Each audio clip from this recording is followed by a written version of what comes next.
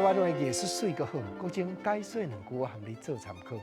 解说，解文说理。好朋友，俗语咱讲吼，少年未晓想，食老都唔正样。哦，想甲样有斗句呢？俗语拢咧坑人，大多数拢有斗句。毋过，毋是讲有斗句就是俗语哦。俗语往往有坑蛇内涵。毋过有个人斗句是单纯干那咧讲趣味。来，国情讲两句，互你做参考。头一句咱讲吼，话若要讲透机，目屎会飞袂离。即句因为综艺节目咧讲，即摆常常咧听。解说落去，这无啥物讲伫咧坑人的意思啦，单纯斗句讲趣味啦。讲吼，我的过程若要讲互你知啦，话若要讲透机，讲一个彻底啦。哇，迄目屎吼，安尼我哪讲哪流的飞袂离啦。你讲若要说斗句的国情嘛会晓呢？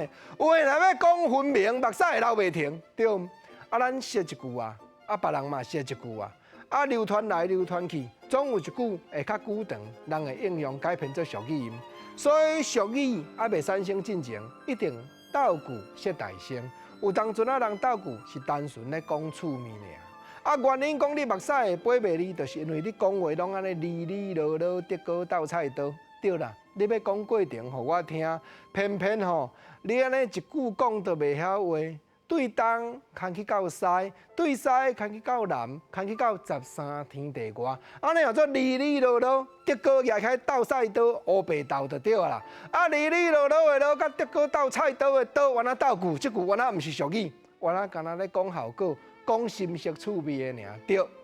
就是因为你安尼乌白牵乌白讲啦，有当阵你咧讲。介含慢，我咧听足定真，甚至互你甲我牵咧行，听甲讲，互我满天钻金条，要杀无半条，因为你介甲天花乱坠嘛。满天钻金条的条，甲要杀无半条的条，佫毋是干那斗句尔，佫共哩。当然，即句原来无咧坑势，原来无算俗语，原来干那单纯，就是斗句产生一个声音变化的趣味。所以钻金条的条，对。结果吼，你伸手要杀无半条的条，共一字听起来，咱就真好记。当然，即句话另外一个应用，国情原咱再甲你补充。有当阵毋是讲甲天花乱坠，有当阵是身体真虚，所以躯落爬起来，咱就满天钻金条，伸手要杀就无半条咯。即个若斗句产生的话，上界无，伊拢有一个作用，就是听着趣味，佮好记啦。